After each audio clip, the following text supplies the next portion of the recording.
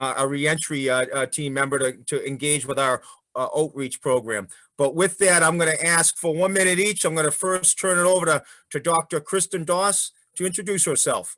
Hey everyone, and I love Scott's accent. Every time I hear it, it's still like so amazing. I am Kristen Doss. I'm the Chief Medical Officer for Indiana Department of Correction. Under my purview is all of our healthcare that we provide. We do have a contracted vendor, Wexford Health. I am triple boarded in general pediatrics, adult psychiatry, and child adolescent psychiatry. My love of life and my life's goal is really to break that school to prison pipeline, and part of that is addiction treatment. So with that, I will pass it on to our next person. Linda Hurley. Well, unmute yourself, Linda.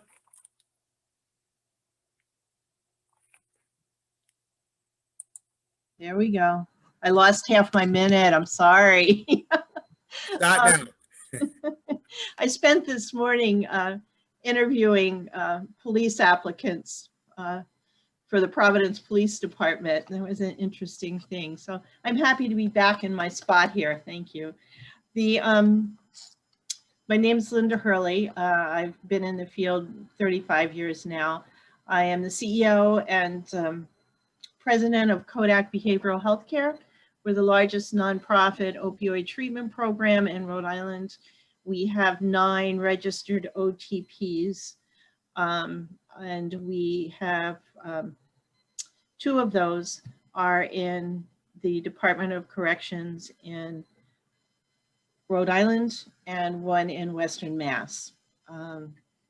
My background, I began providing clinical services. I'm a counselor at heart, or I was. I'm really I love program development at this point. I love science. I love helping turn data into, strong practice. And I also teach at a local university, and I work with Brown around and Miss Tanya over here at ORN, and I really enjoy this work. It's amazing because we have seen in the program in Rhode Island, this work, providing MOUD in prisons, literally saves lives the moment we start to implement. So I'm so proud and happy that you've asked me to be here with you. Great. Thank you, Linda. And the third and last panelist we have is Daryl McGraw. Hey, Scott. Hello, everyone. Good to see everybody again. I'm glad to be here. They said a 1-minute introduction. That's no way possible. So I should just say nothing. I should just say, hello, my name is Daryl, and that's it. But so I'm Daryl McGraw, criminal justice advocate, activist, founder of Formerly Inc., Connecticut's first criminal justice organization, fully staffed by formerly incarcerated people. I'm also a person in long-term recovery from substances, as well as PTSD from urban trauma, as well as incarceration. I'm a subject matter expert in many of those different realms, and I'm hoping to bring something good to the conversation. And I too love Scott's accent. Well, it is strong, and if it gets annoying, just in the chat box, just tell me to pipe down here. So with that, we really want to get right to our presenters. We're going to start off with Dr. Doss.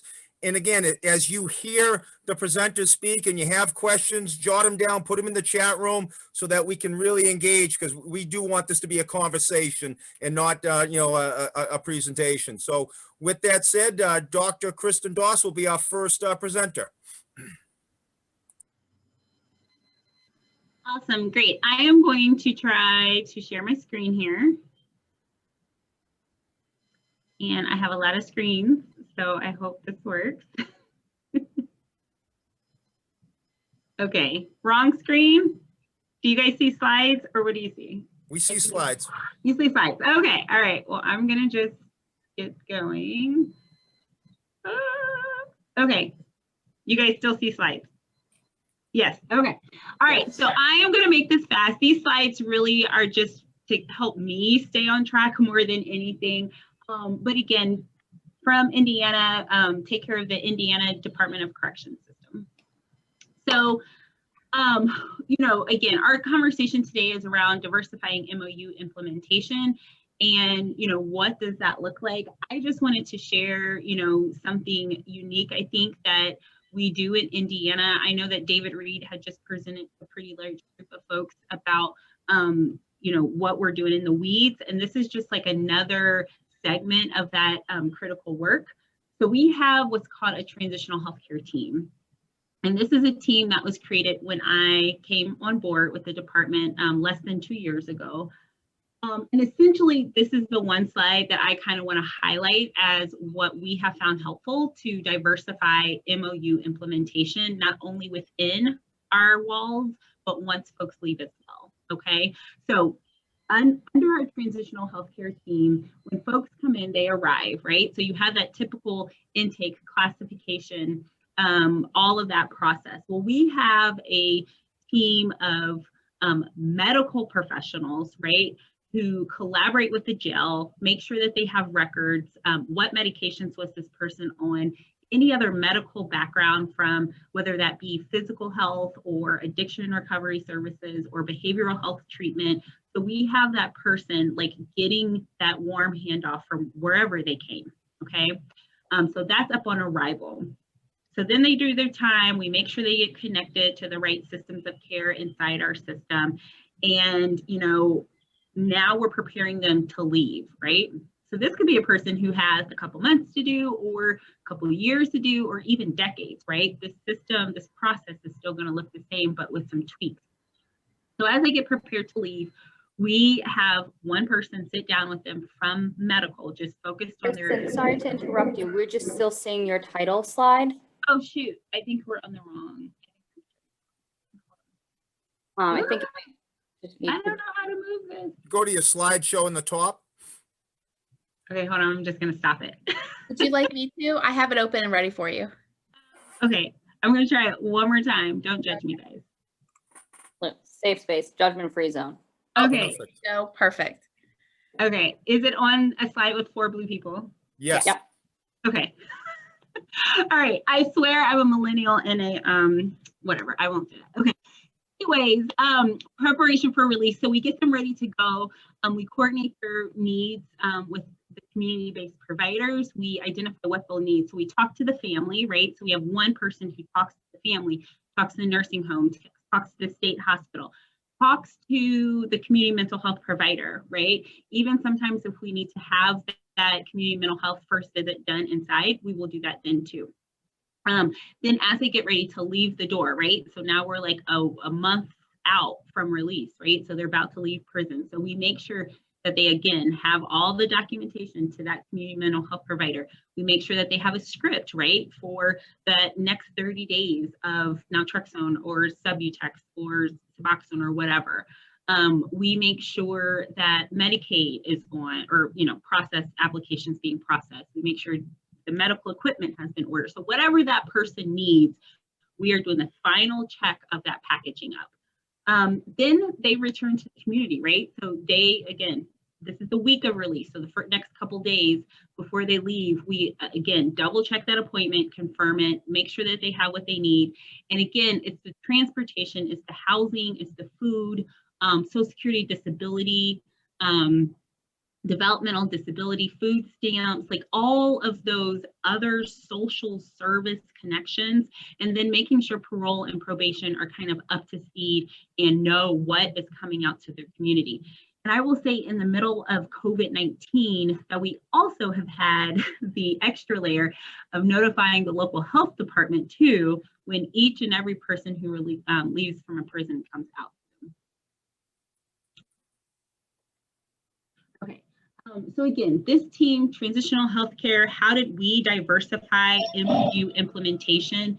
Right? We established this team of individuals, and it's not like anybody gave me extra money, right?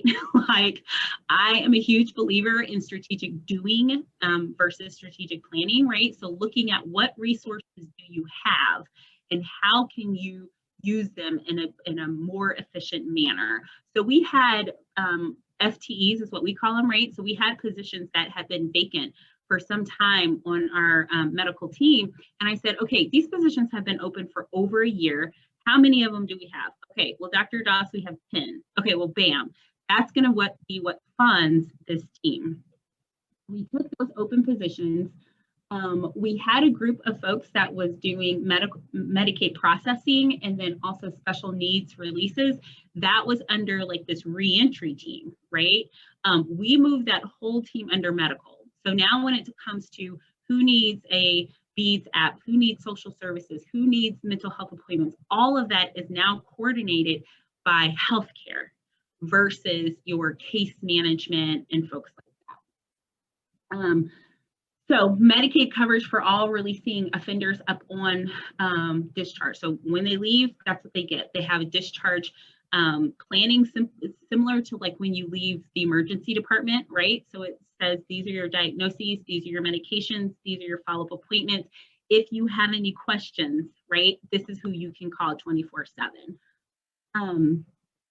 We also, like I said, housing, linkage to basic needs, and then again, substance use disorders are included in the special needs population. And 80% of the folks who we serve in the Indiana Department of Correction have either a mental health diagnosis or a substance use disorder.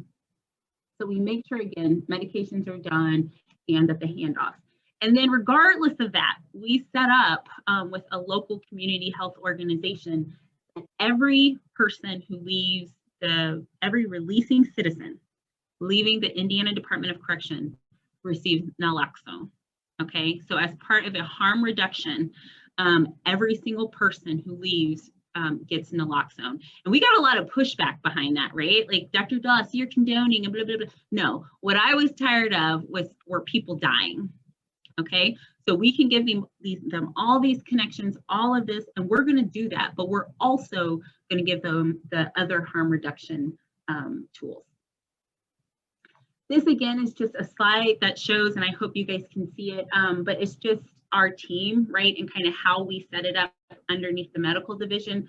So I serve as the chief medical officer, but part of treating people, and when we talk about diversifying MOUD implementation, we have to talk about the whole team. This cannot be someone who prescribes meds and then someone who's doing the therapy and then someone who's running the groups. I mean, this is a team effort. So we have a medical administrator who works with our vendor. I have an epidemiologist who gives us clear data. Where are we? What are we doing? How are we doing it? We've got an executive director of physical health. So we have our physical health partners right there with us, because we know that pain management and all these other things can also be a part of managing opioid use disorder.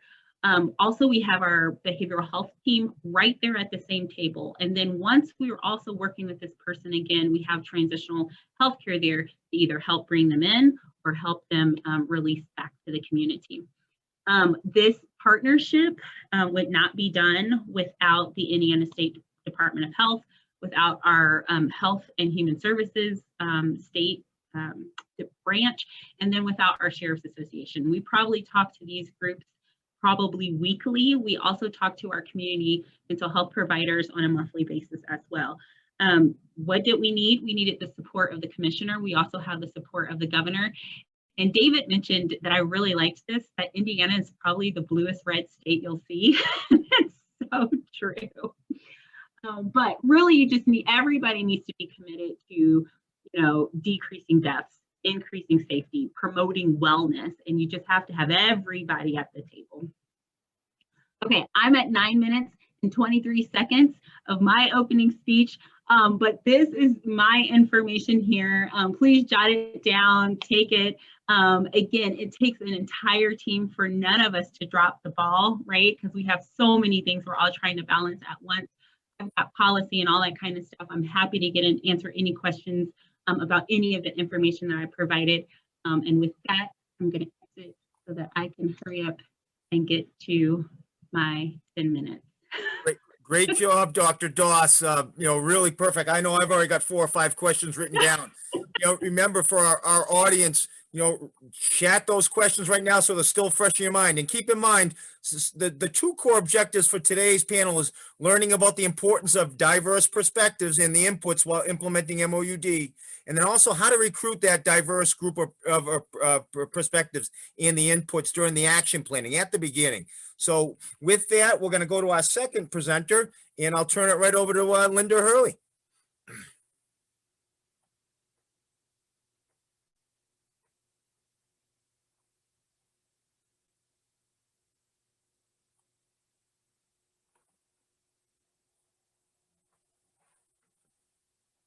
You're still muted, Linda.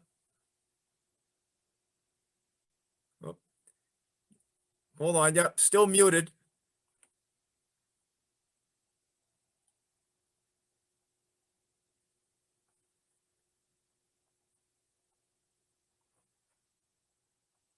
Okay, Yeah. sorry. Yeah. I went somewhere else. I don't know what happened, but they were asking me about crosswalks. I don't know.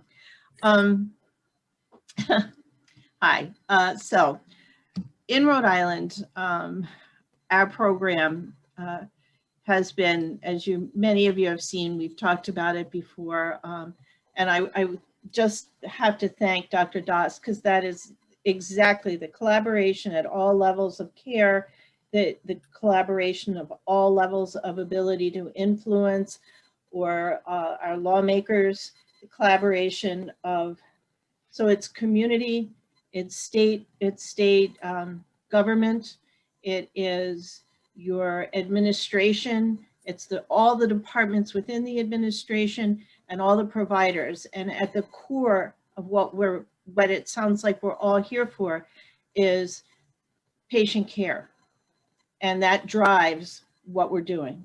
So a holistic global approach to wellness for us, where we provide the specialty and substance use disorder, is critical for driving the work. And I'm saying that not as elegantly as our previous medical director who worked with us to create this amazing program, Dr. Jennifer Clark, often said.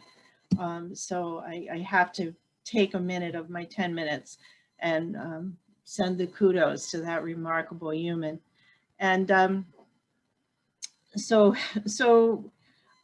what I am presenting is not our whole program, but I smile because it has a very similar look. I'm looking at Tanya right now. When we used to do the presentations, our PowerPoints would have a similar look of how you integrate the community, the state, the people, every single, I can't find the full enough words for this because we're using diversity so much now. Sometimes I think it narrows to the problems as opposed to the science of just gaining everybody's input, knowledge, needs, and abilities to help us meet those needs. So two of the things that our program had 4 primary pillars that allowed us to be as successful as we were, to decrease the relative risk of overdose death dramatically in the population, and to increase the amount of long-term follow-up in MOUD and other behavioral health care with those that are released. Both of those things create that kind of global environment which decreases death. And so we created a program that had 4 pillars. One, that medicine would be given to everybody that needed it, so that when someone comes through the door, if they were in withdrawal or had a history of opioid use disorder, they would receive medication. Okay. Again, as I had stated a little earlier, we were going to do it within 24 hours. That was clearly a little on the aspirational side, but we're getting closer. And they would get the medicine that would be best for them, for their physiology, for their metabolism, for when they get out, what would they have access to, what did they want, as opposed to, and any medicine is great, we want to help, but having them have access to the medicine that best matches their symptoms is going to have the best long-term outcome. The third piece was that we created the OTP to be right on site. So if someone needed medication changes, they didn't have to wait 2, 3, 4, 5 days for that. If someone got a medicine that was contraindicated, say with buprenorphine, and they were going to switch to methadone or change their dosage, that could happen the next day, because now we weren't faxing, couriering it back, and then giving it to a dispensary and having them dispense it. And that has, so it's really helped with the immediacy and addressing discomfort. And the fourth was that we were committed to, and one of our deliverables is providing continuity of care, so that individuals, where we assume responsibility for having people connected to opioid treatment, opioid use disorder treatment upon release. And we have many avenues to do that. All of this happened because we had the kind of inter and intra-agency support across the state and across the communities. So I think that is a very important piece when anybody is creating implementation. And this is a great story, because the diversity, when we talk about diversity, we always talk about patient-centered care, but how often in a MOUD situation where your provider is looking to provide medication for someone with opioid use disorder, how often is the person actually heard? And again, I will quote Dr. Clark one more time: the best medicine is the one the patient's going to take. So if you think, I think someone comes in, they've been using opioids in one form or another for 10 years, and they have been, their brain has the potential to be permanently changed in many ways. So methadone may be the best for them. Why? And my thought would be, let's not suffer. Why don't you go to the one that probably is indicated? If they don't want methadone, they won't take methadone. So you ask what they would like. You provide education, but you're using the individual and the individual's community to really choose what that medicine would be. That's our approach on the outside and on the inside. So I guess the, diversity is,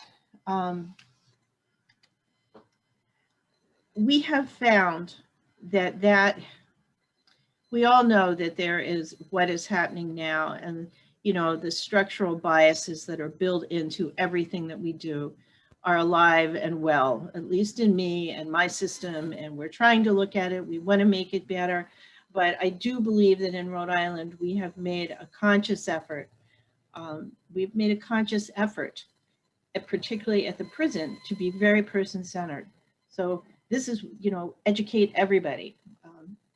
And it's been successful. So that's the program. We did not have a diversity strategic plan built into our plan for implementation. And of course, that's been changing over the last year. We've become acutely aware of what we're not doing, but I have to say that I think that we did very well here in Rhode Island, because what we did was focus on the individual, and the folks that were focusing on the individual were doing it with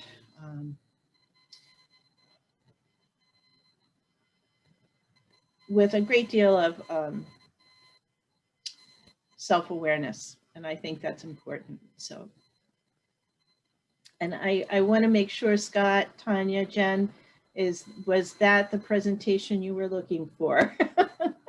Absolutely. And, again, between the three of you and this great group, and following up on all the earlier presentations, we really want to kind of hit home some of the common themes, and again, discussing the benefits of this diverse team. And we want to hear from you too in the audience, some real life examples, not only from our panelists, but experiences and challenges you've gone through. Thank you very much, Linda. And for our last presenter, before we open it up, and I know we've already got a couple of discussion points, but I'm going to turn it over to Daryl. Hello, everyone. How's it going? Glad it's the end of the day. It's the last presentation. I know you guys are saying, okay, where's my certificate? The best has been for last. I'm glad that you guys stuck it out. This has been an amazing conference. Thanks, Jen, Christina, Mary, Tanya. You guys always hit it out the park. So I'm super excited to be here. I got a couple of complaints, though. I'm a little upset because, when we were in the prep, Dr. Douse over here was like, oh, I don't know what I'm going to do. And then I'm going to use these slides to keep me on track. And then she comes in and she hits it out the park. Right. And then, so me as an activist, an impacted person, I'm looking and I'm waiting to pick it apart and saying, well, where's the lived experience and where this? And she just bang, hit all the spots. So, man, Dr. Douse, you tricked me. You got me. You got me on that one. Followed up by Linda with an awesome presentation. And, being a person who has lived experience, meaning, I used substances for 25 years of my life, in and out of the prison system for 10 years. So it's an honor and a privilege to be amongst this company like this. And then a police officer, get a load of this, a police officer is the moderator. Man, my life has changed in the last 10 months. I don't even know what to say. That's pretty cool. I'm telling you, it's like Christmas. So, but what I will say is, those of you that are looking to do this implementation process, listen to what the former presenters just said, the people that spoke before me. Just listen to some of the things. Look at that. Ask for that PowerPoint, because I was looking for the family component. Are we engaging the family? Are we making sure this person has these needs? Their needs are being met. The thing that Linda said that touched me, person-centered. We never listen to the person. We're actually talking about the person as if they're not right there. Like, yeah, so you think we should do this? And, I've sat in many case conferences. I'm like, the guy is right here. So are we including people in their care? We want to make sure that we're hitting all these points that, man, I'm just so honored. And it's such a privilege to be a part of this process. Those of you that don't know, I spent 10 years of my life in and out of the Department of Corrections, 25 years of my life using substances, running around in the streets, using substances, selling drugs. And then I made a transition. In 2007 was the last time I picked up a substance, the last time I was in the back of a police car, the last time that I had to bargain for my freedom. And today, I made these choices. I made a choice that, I was given this opportunity to come back and say, if I, I don't know how many of you have made this foxhole prayer, you don't got to raise your hands, but I had to say to God, listen, God, you give me one more shot. You give me one more shot, I will use this story. I will use my story as a tool to help others, and I believe we're all part of, I'm going to take you a little someplace because it's Black History Month in a couple of weeks. So let me tell you, we are the modern day Underground Railroad. We are bringing people out of darkness to lightness. And this is what we're bringing them to the light. And this is all of our work. This is everyone's work. And I said it earlier that in the earlier presentation the other day, you guys have one of the best jobs in the world. You can save lives. This is saving lives. When I'm listening to these presentations, and I sit in many rooms, sit on many boards, in 2016 to 2018, 50% of our overdoses in Connecticut all had an inmate number. All had an inmate. 50% of the people that overdosed in Connecticut all had an inmate number, meaning that they had some experience with the criminal justice system, have been inside, and 50% of those people that died had that inmate number. So to me, those are my people. Those are our people. Those are people that we're connected to. Those families are now missing those people because somewhere along the ball was dropped. Somebody didn't do their job. We didn't make that connection. I love Dr. Dawson's presentation where she talked about how she showed us the transition. And I talked earlier about community, systems, and individuals. The community had its role. The system has its role in the individual. We're preparing that person for bringing them back. It's called corrections for a reason. So we are trying to correct people's behavior and bring them back to some sense of humanity, giving them some dignity back. And you guys are the experts to have the opportunity to do that. So I'm excited, super excited to have this conversation. This is your time to ask about some of the challenges that we noticed that you were talking about.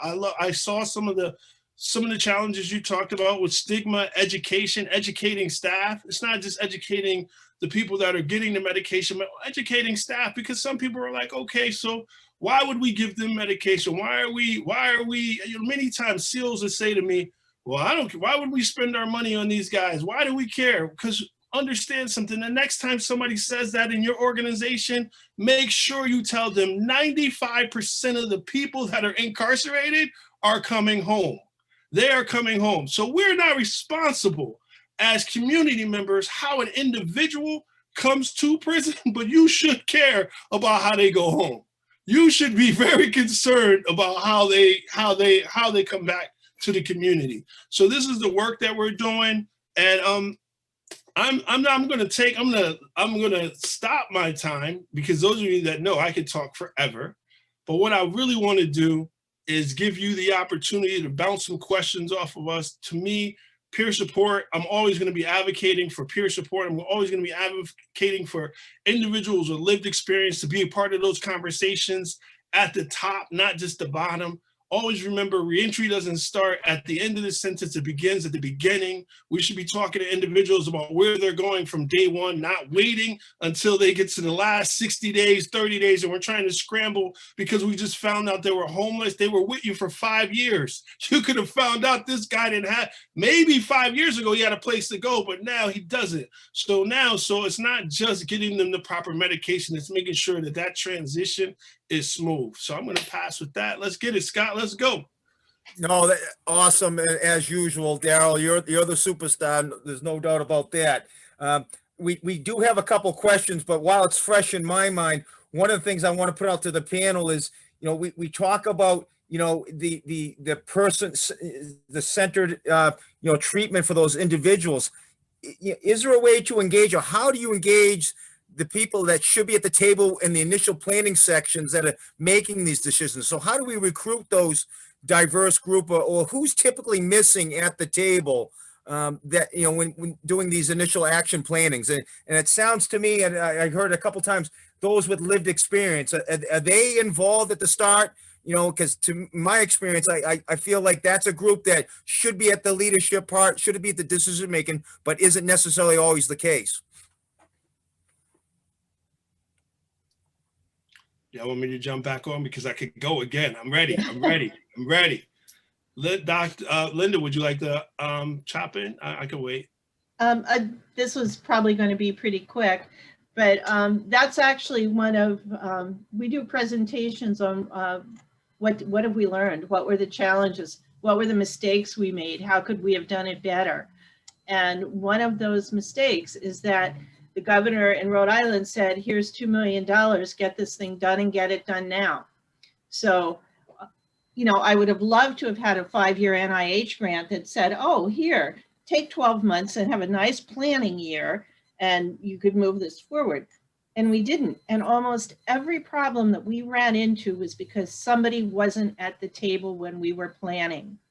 It is almost like, please listen to your hearts, listen to the individuals around you that you're caring for, and go back to systems change 101, but, go back to it with a global view, not a 67-year-old white woman view. And honestly, I need to say that, so it's, so we actually were not successful in 2015 in quite a few areas. It took us longer to create the program because we didn't have everybody that was impacted at the table. And I can't stress that enough. It has to be, and it's critical when I say everyone. I'm talking about intra and interdepartmental and systemic representatives, and most critically, those that you want to serve. So you get all the representatives who wants to serve, and then you go back to what is our heart, what is our goal, our mission. Our mission is those we serve, and they have to be present to tell us what needs to happen, what hasn't working, what they need, and how they need it delivered. So there, thank you. Great. I definitely want to hear from Dr. Dawsey and from you, Daryl, from your perspectives on, who's not at the table that should be, and how you, work through recruiting those parties. Cool. I want to say, oh, sorry. Ladies first, Daryl. That's what I thought. I wasn't sure what she was doing, man. I thought she was bringing up another PowerPoint. I'm sitting back. You told me ladies first yesterday. What I would say is that you know, when we first rolled this out in 2017, our Recovery While Incarcerated program, I think we had everyone at the table. I think what we didn't do the best job of doing is making sure we kept everyone at the table, right? So we made the policy and then folks went away.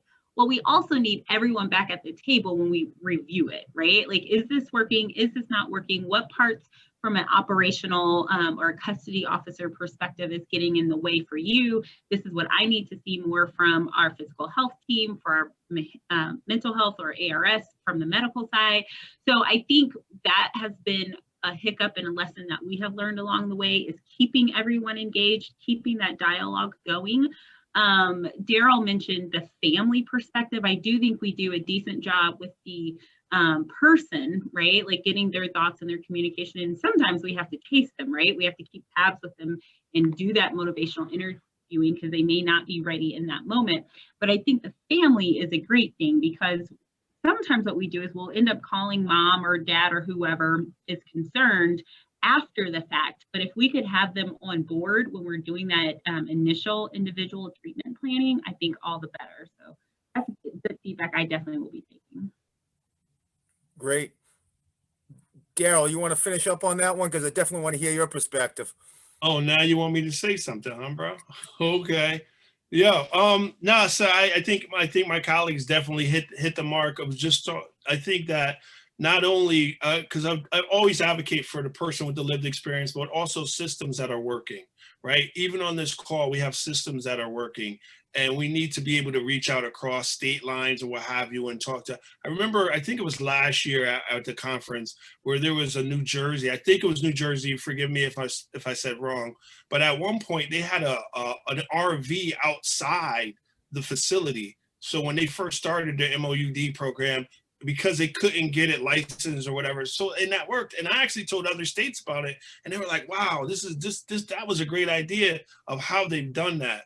So making sure that we're reaching out and you know, talking to other people. What were these challenges? What were your challenges? What did work? What didn't work? How'd you get staff buy-in? How do you get more people of color? What did you guys do to do this? Because we're having a problem with minority retention, whether it be staff or keeping, you know, engaging with our minority clients. Are we talking to our colleagues across the board? So this is a great opportunity for us to be networking, and unfortunately it's through Zoom, but make sure you stay connected with us, and that way your system, when it's time for you to do the implementation, you can, I always talk about pebbles and boulders, because it's usually the pebbles that trip us up. The boulders are things that we can see. It's the pebbles that trip us up that make us fall. It's the small things that we didn't think about in the planning phase. So these are the things that I encourage you to network, and let's keep going. Great. You know, thank you to each of you for that response. So we do have a question, and I'm going to first direct it to Dr. Doss. I think it makes sense. Can anyone on the panel tell me if Vivitrol is safe for people with Hep C, not an uncommon client? Yeah, so I can share that hepatitis C is not a contraindication to Vivitrol, and thank God, because it would be a tool that we would not be able to use much. So no, yeah, we have had folks on naltrexone, so oral tablet, and we typically try them out on oral tablet first to ensure that there's a good response there and no significant side effects. I would always say, like, get with the physician team that's kind of supporting you, because each case is different and it depends on what kind of phase and hepatitis C treatment. So if you're talking about like liver failure or something like that, maybe a different story. But no, for your run-of-the-mill Hep C, Vivitrol, naltrexone products are a good option. So are, you know, Subutex, Suboxone, opioid antagonists and agonists as well. So no contraindications there. Great. And I know that question Danny was posed, if there's any follow-up, you know, feel free to either chat right in here or we can jump you right up and ask that any follow-ups to Dr. Doss. This is Linda. I just wanted to add, we have here in Rhode Island, we have with Kodak Behavioral Healthcare, we have an infectious disease program right in our OTPs, and hepatitis C or HCV is treated every day along with the opioid use disorder. So people will come in for their buprenorphine or come in for their methadone and simply go downstairs to see Dr. Lynn Taylor, who is an HCV specialist, and get their medicine. And the medicine is so good now. We all know that. The medicine, I mean, we still have 100% cure rate for those that have chosen to get the medicine. I mean, this is wonderful, you know. So anyway, I just wanted to give that a plug, because once someone knows that they are cured, it gives them, it's almost like they've taken off dark glasses that they were wearing inside, and they're starting to ask about, you know, how, I think I might want to quit if they're on the out, if they have re-entered the community. You know, I think I want to stop smoking now, or now I have more, and I'm not going to die in 10 years. So I really want to live, you know, I want to see my grandchildren. So it's very exciting. Thank you, Linda. And just as a housekeeping, if you have questions for the panel, please put them in the chat room or raise your hand, and we'll get right to you. We've got our team following that behind us here. I want to go back to Dr. Doss. One of the things that kind of jumped out to me, you were talking about harm reduction is, you know, getting some pushback. And, you know, in my experience in law enforcement, you know, we didn't have any tools in our tool belt 25 years ago when I came out of the police academy, actually out of corrections, then the police academy. We didn't know substance use disorder was a disease. It's been a challenge to get, you know, colleagues across the country in certain places to recognize that we need to change our approach on the law enforcement side. When we talk about the harm reduction, how do you address that pushback? You know, if it is, you know, either law enforcement or from other stakeholders that, you know, are resistant to diversifying and getting MOUD implemented. Yeah, so in regards to harm reduction, honestly, the hardest pushback I got when we tried to secure naloxone for every releasing citizen was physician staff. Okay, so our physician staff really had a lot of questions and concerns, and like, do the taxpayers know that their money is going to go to help fuel opioid, you know, prevention overdose efforts? And I'm like, yeah, right. So really the way that I try to meet those barriers is with education, right? I try to kind of understand where they're coming from, what truly is their concern. And I will just say, like, there are some physicians, right, that just really still see substance use treatment through that moral, right, failing lens.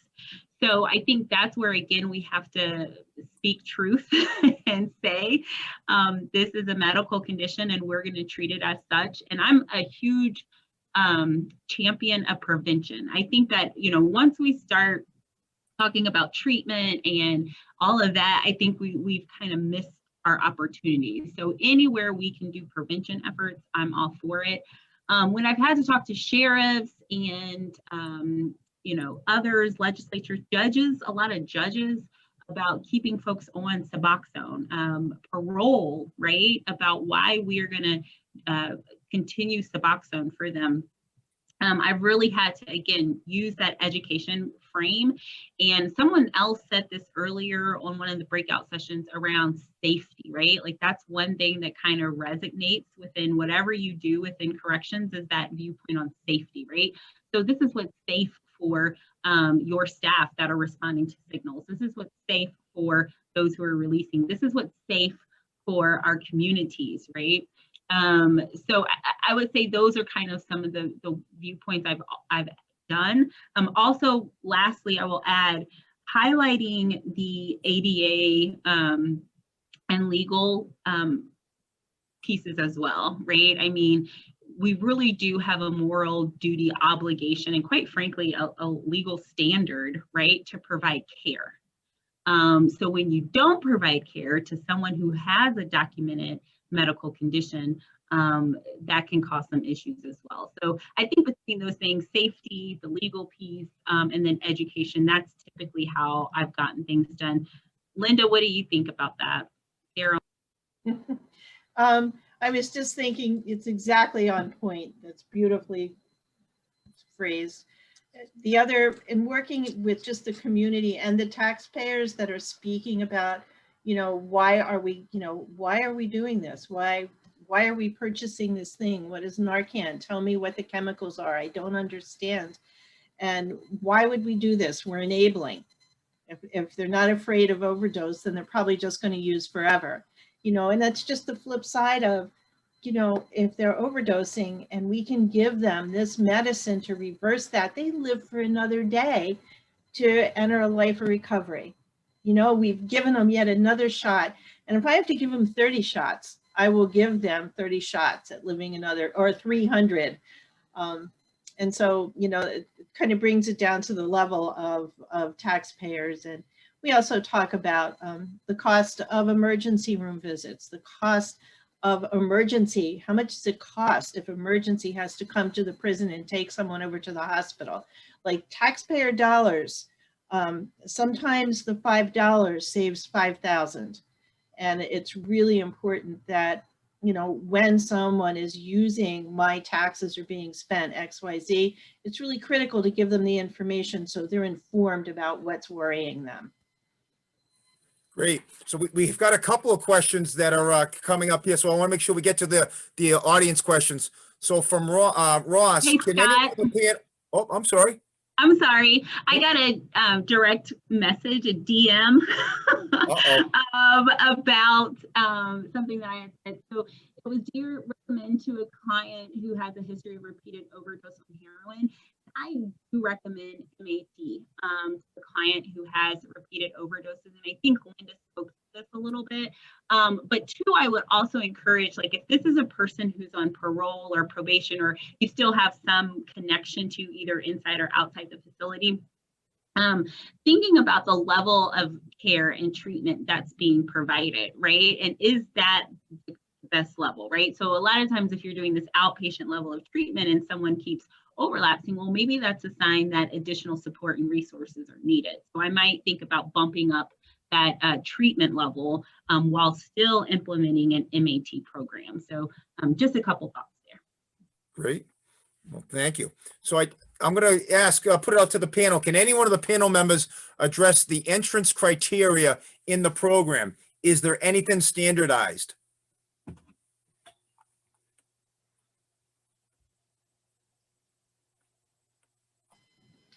I actually have an example of how we wanted to be standardized, and Tanya can probably jump in too. But as we were creating this program, we got quite elaborate at commitment when people were coming in, whether 3 days or 30 years. When they come in, we're going to have this nice, easy, high-tech pad for them to use. And I think we were looking at TCU and all kinds of people helping us creating this assessment. And when we tried to implement it, it was just a nightmare. And one of the things we didn't take into consideration was somebody's mental status when they were being committed. They're not going to want to answer 5 pages on a little pad in a room somewhere. Many of them were under the influence. So we tried a few things, and at the end of the day, this is how we do it now. When someone is committed, the committing nurse asks if they have a problem with substances and opioid use disorder. And it has worked out beautifully. And for those that say no, they don't have one, and they obviously do, it's because they want to go through withdrawal in a controlled environment, and they can always ask for it later. But the committing nurse asks the question, they answer the question, it goes into the computer, and we know within 12 hours. Well, we would know within an hour as soon as we get to that computer. Great. So I'm seeing the chat room. It's hard for me to keep up with, but I know there's a strategic book that's going around.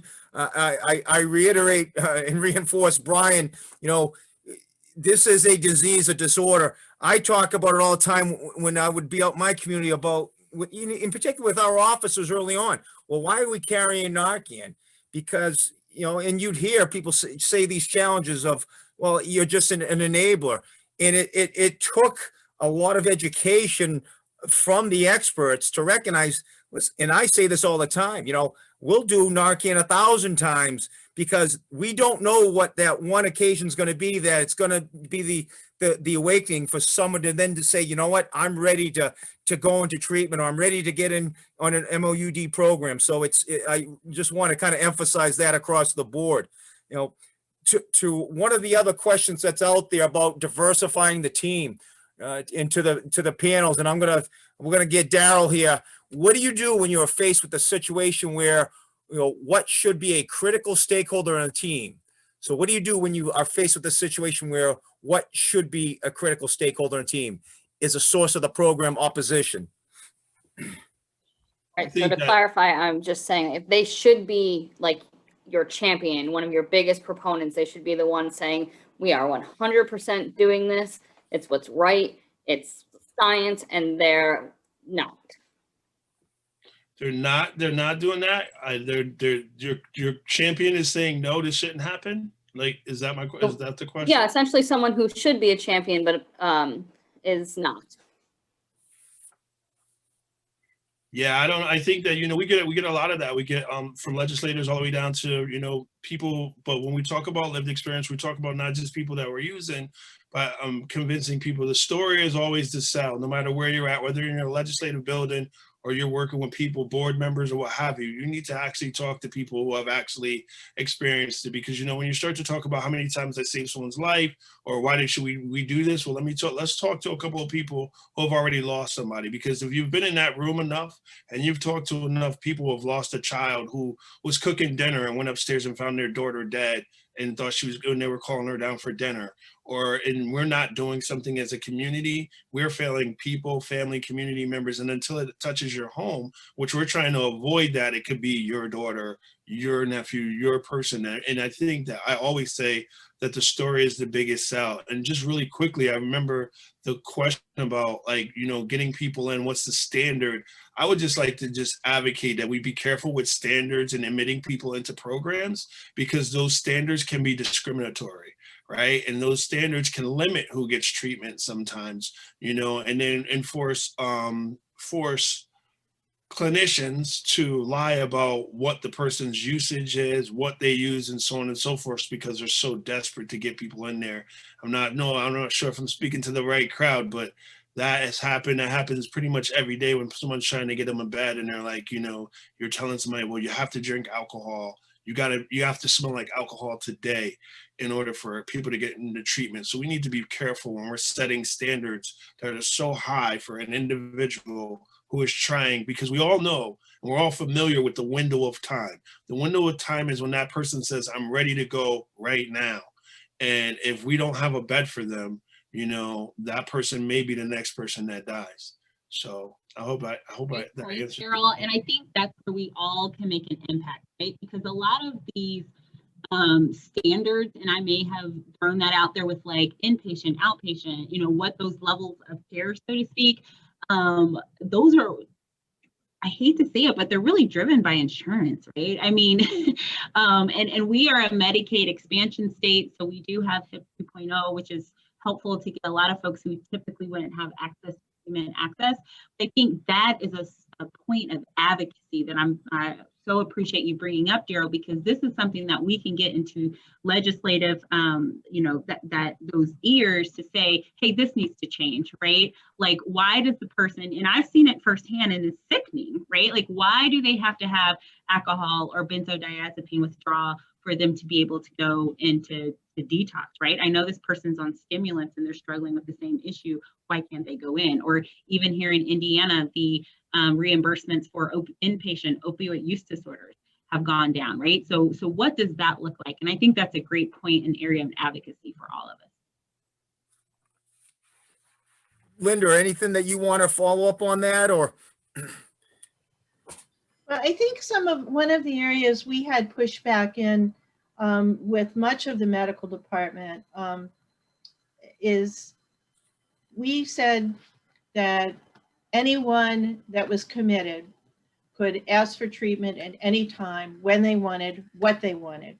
And that really is how we built the program, with the person in the middle.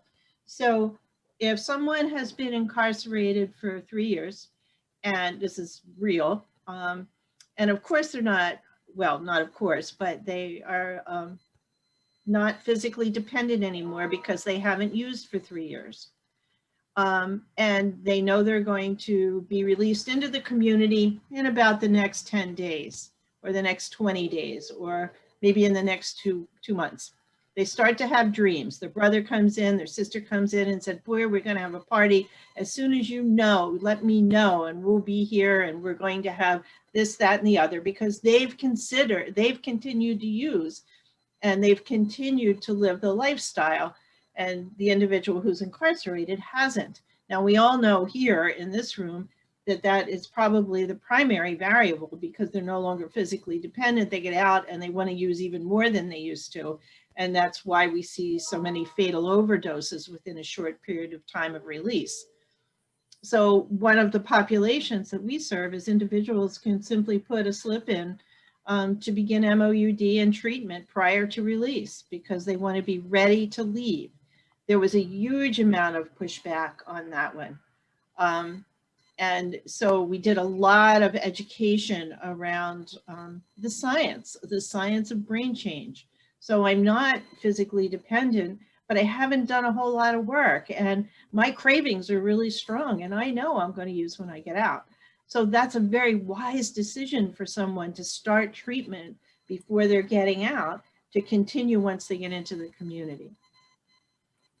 But you have to use the science in those kind of situations, because people don't understand the difference between physical dependence and the brain change that comes with opioid or substance use disorder. Great. So back to you, Daryl. Based off of your comments, got a question here. So what's the risk of someone just saying they have an OUD and getting dosed? And this person's just trying to tell the story to staff. If there's no risk, then am I good with that? Yeah, and that's the challenge if a person's asking for help. And you know that is a serious challenge for individuals when a person comes to you and they're asking for help, and we're not. And I think back to Dr. Dowse's comment, when someone higher than the individual, we talk about person-centered care, but someone outside of the individual makes the decision whether they get medication or whether they get treatment, or whether their income or whatever the reason is. Just like Linda said, also, where an individual gets out of prison after doing 10 years and then he relapses, but he's not in the position to get into treatment because his relapse is so new. So they need insurance says, well, he needs a couple more relapses. We're going to put him in IOP, or we're going to put him here. Well, that person's going to end up dead. And I think that the other piece is just really understanding the importance when somebody comes to you scared, saying they're going to need help, is information. Now we're playing a different game, my friends, because we're talking about fentanyl now. We're not just talking about just heroin. We're talking about fentanyl, which is a game changer in itself. So we should be doing, as a community, as a society, doing everything that we can to provide as much assistance for individuals coming home as possible. And that's through education too, because that same bag of heroin that was out there 10 years ago is not the same bag of heroin that you're going to run into when you get out on the street this time. So we should be doing everything possible to prevent that use from happening, that first use from happening. And I would just weigh in or say from the medical perspective that, again, I much rather treat someone where treatment may or may not be indicated versus not treat someone where I know treatment is indicated, right? So I definitely don't want to miss anyone. I'd rather overtreat if that's the thing. So taking the patient at its word, I mean, that's all that we can do for most things, right? It's those objective, right? Or I'm sorry, subjective findings and presentations that we have to think about. I will say too that, and I know Daryl doesn't like this word, but standard of care. Here we go. Here we go. Standard of care really is to do that continued workup, right? So, monitoring, right? So drug tests. I mean, if you're on methadone, that's just got to be part of it, Daryl. Sorry, but you got to do some drug tests, because you also don't want to be, you know, exacerbating or not treating other addictions or things that may be going on there. So getting some good labs is going to be part of that workout, and you can kind of figure it out. Now, have I probably treated folks who I'm like, yeah, this story doesn't really make, you know, yes, because I rather treat someone, like I said, that may or may not need it versus to not treat them. If I could just add to that too, to that, Scott, in reference to knowing your system too, because culturally, a lot of people won't go to medical. Like, you know, brothers don't want to go to medical because they, for one stigma reason, for one reason or another, they don't want you thinking this or that. But now they're scared because maybe they've been getting high the whole time they were inside. They never got caught, but now they're scared because now it's not, you're getting high in jail. Now I got a habit and I'm about to leave. See, a lot of, so knowing your system, knowing the individuals, this is where people with lived experience do come in and having that real conversation. And I'm telling you, listen, brother, you're going to die if you go out there doing the same thing that you think that you was doing before. You're going to die. You are going to, your chances of death are higher now. So having that plain conversation, and sometimes, you know, working with a lot of clinicians, they love when a person like myself, I could come to an organization, I could have a conversation that maybe a doctor doesn't either feel comfortable having or can't have that plain up, straight up, listen, bro, Dr. Dowse is about, she your last shot before you get out there. So having that, being able to speak that language, and being able to connect with people at a different level, because we are talking about saving lives. So in our toolbox, we got to use everything possible to make that clear. And this is so important, to be able to utilize people in different roles. Yes, you may have that clinical experience, but you don't have that connection. They don't trust you. So bringing somebody in that they do trust to articulate how important it is for you to do at the next 5 steps. So to the panelists, to that point, do we see are there challenges within the facilities allowing, you know, you to come in there and to speak to them? How do we get through those challenges to get, you know, that the individual like yourself to talk with the clinicians, to be able to share that real life experience? How do we get past that challenge on the facility side, or is that a challenge? It is a challenge. It's been a challenge before, but COVID's made it double the challenge. Yeah. COVID's made it difficult because I run a lifers group. I've been running it for 4.5 years in our Connecticut prison, and we have not been back in since March. So sometimes individuals, these guys are doing 20, 30, 50, 60 years. Those individuals that come from the community, whether faith-based, mentors like myself, we're sometimes the only connection to the world that these individuals have. So when COVID cut that pipeline off, the only information they have is what they hear. The rumorville is crazy inside, or what they see on TV. So we've been working with individuals, and if you guys have tablets or have ways to stream videos so those connections can happen, then that video technology, because we're going to these like services where we use video technology to work with individuals, then we need to be streaming in. Like right now we're making videos so brothers could be educated and inspired by just DVDs, and then DVDs just loop through the system so they're still feeling like they're connected to the community, because they're cut off. COVID cut us all off, and it's a different world. So it's the challenges. We haven't figured out yet how we're going to get back in there, but there are ways for us to get in there through video technology. So that's one of the ways.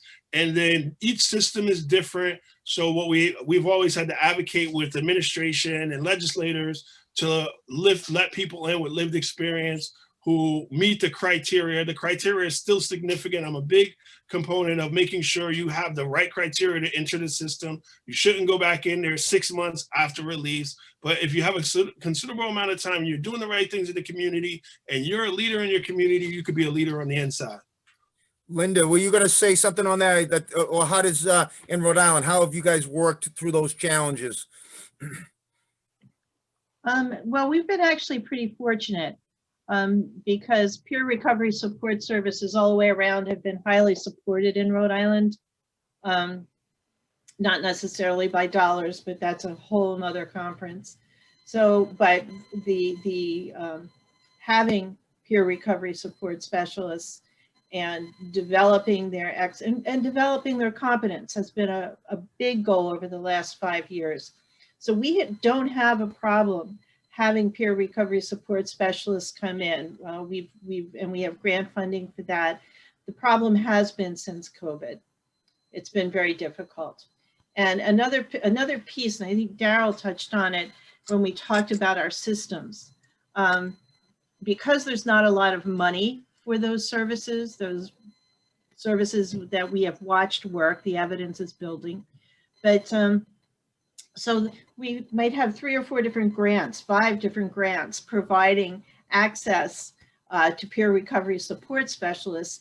And because of the criteria that surrounds the darn money is, so they have to do things a little bit differently, or they have trouble connecting, or it's hard to make a fluent system with multiple funding streams.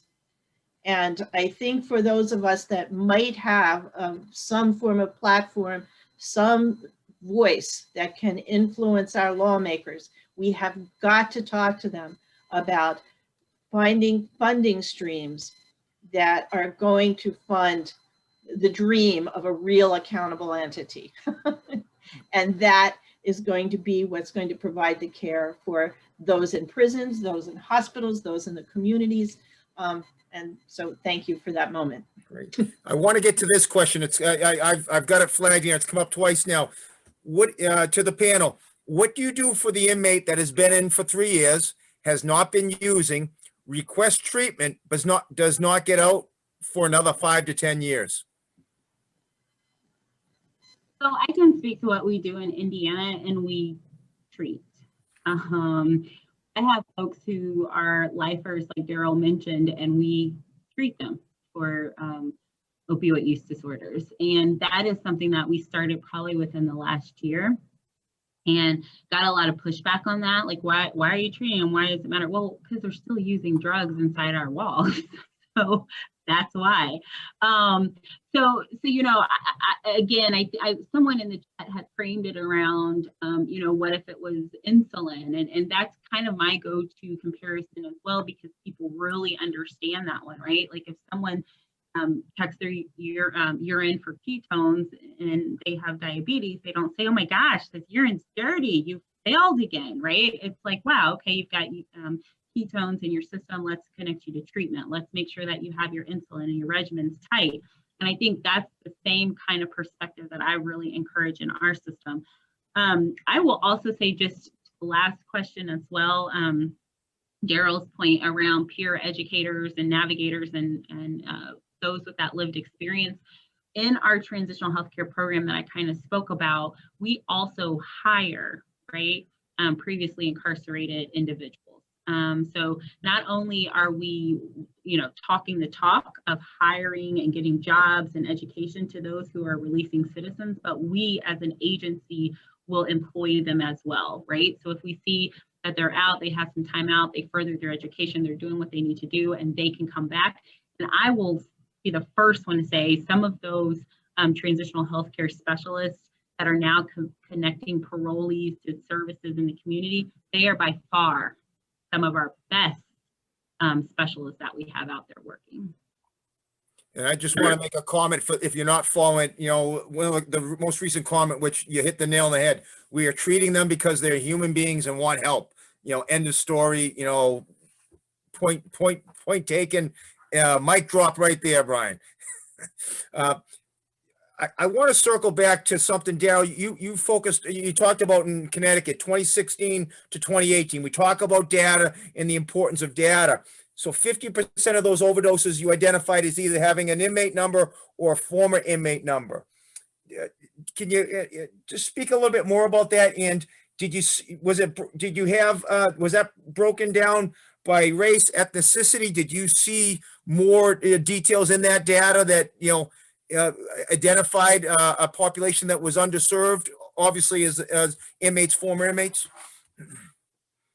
No, they didn't break it down like that. You know, I'm going to say that, you know, 75% of the people that are in the system are Black and brown across the country. So, but what we did see, it wasn't broken down by that, it was by the inmate number. And if it was, I don't have that correct data in reference to that. But we do see that it's interesting that we've seen that it was actually shocking to see that many people who have passed, that passed away, all had these inmate numbers. And we look at that as a systems failure, just like the question about the individual having been in 3 years and has 5 years to go. We also need to be engaging that individual on what's going on, like, because there's a fear factor in it too. So it's not just MAT, and I always say this, it's not just MAT, we need all around services and making sure we're connecting with that individual. Is there a fear? Is there trauma? Are these things unaddressed, these issues unaddressed for this individual before they transition? You got 5 years to actually work with him to prepare himself for that. It's interesting when we see individuals who did 20 years, never picked up a cigarette, the first day out, they think they need a cigarette. So there's those things. And how are you going to face these things when you get out? What are your challenges? And a lot of times what we see is we don't see those conversations happening. And I'll just end with this one, is really what happens is most people, and most times when you're incarcerated or you're dealing with systems, a lot of times they're saying, what's wrong with you? What's wrong with you? Very little do we hear what happened to you. When we start asking the right questions, we'll be able to help people at a better level. So when we start engaging and asking the right questions of what happened to you instead of what's wrong with you, because people have been telling something has been wrong with me all my life, right? Until the person asked that question, what happened to you, that's when the change actually started to happen. Great. And someone just came up with trauma-informed care. We're coming up on, we've got about 15 more minutes. If you've got any other, questions, just chat them to us. We really want to keep this, engaged conversation, and when we talk, we're here talking about the importance of diverse perspectives, particularly on implementing the MOUD. In my experience, when we got involved in our outreach program in the community, we learned very quickly that, out of all the substance disorder individuals, patients that could be treated with MOUD that aren't, do we see the same stigma attached within the walls? And if so, how do you tackle that problem of the stigma associated with, treating one drug for another? I've heard that, a couple of times, through, recently in the last couple of days, and not only this, but in some other, issues, programs I'm working on. How do we tackle that stigma associated with treating with MOUD inside the facilities? And what do those challenges look like? I was trying to let the ladies go first. I don't want to I don't like to talk a lot, right? But just for me, like education. We got to keep teaching people from the inside and out. It's not trading one drug for another, right? We're actually trying to, this is prescribed by a doctor. We use all that language that we do. And language is key too. I think that I'd be remiss if I didn't mention the importance of language and how we address this treatment versus other treatment. You wouldn't tease somebody that had a heart attack. Why would you, call these drug addicts and so on and so forth. And last but not least, one of the most important things, and I didn't hear it on this particular conversation, is when people get released from the hospital in Connecticut, they get a thing what's called the W-10. If a person had a heart attack or whatever, they're given this paperwork and this is the follow-up treatment and so on and so forth. I think Dr. Doss talked about it a little bit. In a lot of these systems, people are released, person get out of a heart attack in prison and released and nobody even know it. He's just released because his time is up. That we talk about dignity and humanity. A lot of people are being released with all these issues still pending and released back out into the communities to their families. And nobody even knew that this person was sick. Dr. Doss or Linda? Blending in Indiana, and we found that to be a struggle too, right? So with this transitional healthcare team that I've kind of been talking about today, we would always have to we've got 92 jails, so we'd have to contact the correct person at the jail and get the papers, get them faxed, and went to the wrong fax machine, well, the wrong email, well, they don't work here anymore. But it's been a lot of hiccups too. So we have here in the state a cloud-based system where all hospitals, right, now share medical information, electronic records, right? And now DOC come September will be in that same cloud. And that's huge for us because That way we can get those records from other community mental health, or other providers out in the community. And then we don't have to, one, duplicate efforts, right? Repeat the same tests. We know what they were coming in on. It just kind of helps jumpstart the patient's care. And then once they leave DOC, the hospital, whoever in the community can kind of see what we're doing as well. So I got the first step done, which was fiscal piece. But again, once you point out the cost savings of repeating tests and all of that, that really was possible. And thank you. To speak to the piece about why do you give someone medicine just replacing one for the other, it is, I have to say this again, and I'm echoing Dr. Dawes and Daryl, is it is education. It's education, understanding this disease as a complex disease of the brain. It is not simple. And I think in our efforts, and many of you have experienced this, you know, if you're working in a correctional setting, is in our effort to give people access, we've oversimplified the darn disease, you know, and this is complex. It affects people. It may need psychological intervention, physical intervention, social intervention. Many different forms of support have to come together to allow someone to move into recovery. And again, this is, you know, walk the planet with more ease. So I think that when someone says, you know, why you're just replacing one medication for the other, we have to talk about brain change and what people need as medicine to help rebuild strong systems for their recovery.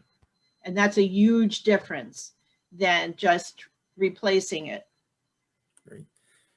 Thank you, Linda. So we got another question out here. With so many partners pulled in different directions with COVID, how would you recommend keeping them engaged or at least informed about the continuation of this work? I'll put it out to all three of the panelists to talk about.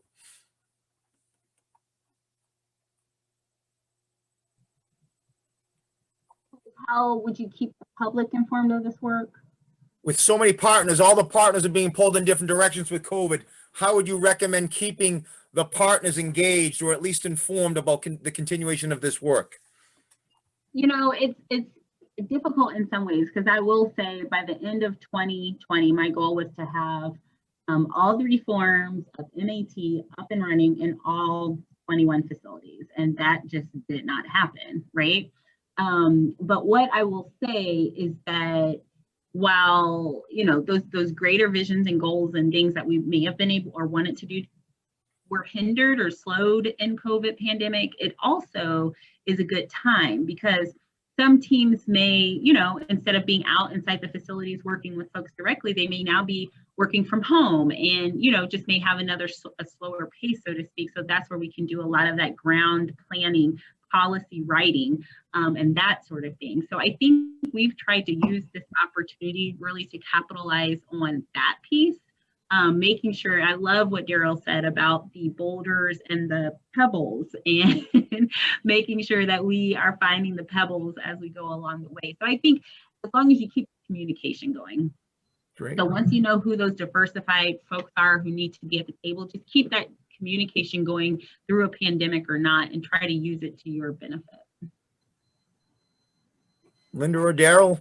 Yeah, I agree that, you know, in Connecticut, we're very fortunate. One of the things we are fortunate about is that we know a lot of the players know each other, whether they move from one organization to another.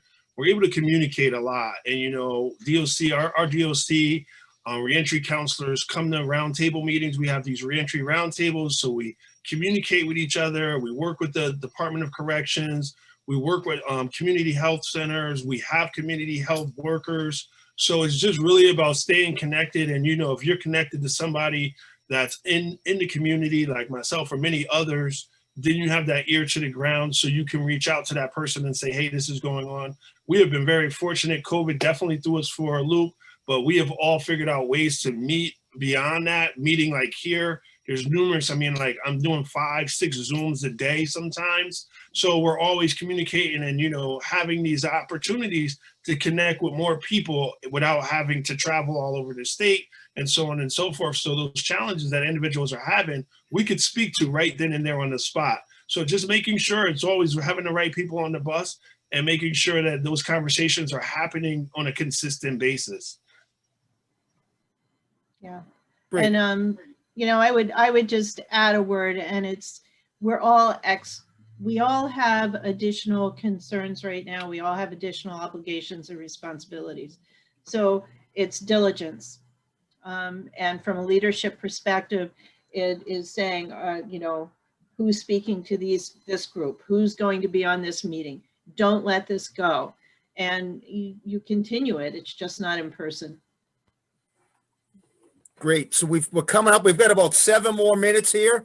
If you've got a question you want to ask the panel, so put out for a discussion point. We still got the chat box here. While we're waiting to see if anyone's got a question, one of the things that I, you know, kind of written down there, we talk about these handoffs to the community. You know, what are the effective techniques or initiatives that you've experienced with MOUD in transitioning, you know, a releasee going back into the community to ensure that they continue with their MOUD or have access to their MOUD treatment? If you can share some of those success stories. So I can jump in here if I may. In my situation, we work very closely with a lot of different agencies. So the county system is an integral part. They're called single county authorities. There are 67 counties in Pennsylvania. There's like 47 of these single county authority mechanisms. So understanding how the drug and alcohol provider network works and how the county is involved versus, you know, state and all of that. So we had an advantage just because in my former job, I worked very closely with all of the counties. So now in my position now, I'm able to easily bring folks, add stakeholders and different provider organizations that Department of Corrections never really worked with, because I'm not DOC through and through. I came from the treatment side. So DOC still has language that I don't quite understand. So everything I'm looking at it, you know, is more, you know, clinical. So we have as warm of a handoff as you can possibly have. Medicaid's ready. We have appointments set up. We have, I mean, it's a warm to hot handoff. Thank you very much, Stephen. I just want to redirect that back to the panelists because we've got about 3 minutes here because I want to let each panelist close out. Any other success stories that you, Dr. Doss or Linda or Daryl, to focus on? I would just say that Steve was spot on with those communications at the county level. Each and every month, we have a meeting with our community mental health providers. They're in each and every county. And we really have advocated for having what we call a forensic liaison embedded in each and every community mental health center. So that way, when we have someone releasing, we know exactly who to call at each and every facility. So I echo that communication piece. Linda? Yeah, go quick here. Again, Rhode Island is small, and it does make it easier for us. We do know each other. And we've been very successful. One example is utilizing police ride-alongs. There's something in Rhode Island called the HOPE Initiative, the Rhode Island State Police. It's actually whenever there is an emergency call in the community, it's called HOPE Initiative, and the HOPE Initiative team goes out, and it is, there will be a police officer and one of Kodak's, and it could be anyone, but one of the Kodak's clinicians are with them, and always there's a peer recovery support specialist with them. So one of the aspects of this HOPE initiative is that it is available to individuals when they're re-entering the community. So if someone, the peer recovery support specialist will come into the groups, and this was, of course, pre-COVID. Now it's done individually through discharge planning, and offers, where do you want to go? We'll give you a ride home from the prison. Just give us a call. I know you don't know what time you're going to be released. Just give us a call and it will happen. And that's just one. There's many other methods that are in place now, but that's also an example of the diverse funding streams, how we have to cobble things together to make it work right. But cobbling does work. You have to work harder to make it work. So. Great. So Daryl, I'm going to let you close this out. We're just about at time here. Any closing comments? Yeah, you talked about success stories, and one of the things that I just want to close with every day, man, we see successes. The unfortunate part is a lot of times you guys in your work, nobody comes back to the jail and say, I made it. One of the things I will just say that, I was the executive director for the Department of Mental Health and Addiction Services. I was the first African-American to ever hold that spot. So every year my son's looking for somebody to write about for Black History Month. I tell them, write about your boy. Listen, this is success. This is true. This can happen. I remember when I couldn't get 10 minutes and now I got over 10 years. So this is possible. You guys want to connect? Anybody? Let's connect. Let's talk to your people. Jail, inside jail, out of jail. This thing works. We're in the business of saving lives, and this is what we do. I want to commend each and every one of you that stuck it out and stayed with us. Let's stay connected and let's save lives. Let's get it. Well, thank you very much. Thank you, Dr. Doss. Thank you, Linda Hurley. Thank you, Daryl. We really appreciate everyone sticking with us throughout this last day. And thank you for your time. I want to turn it back over to Jen, Tanya, and team.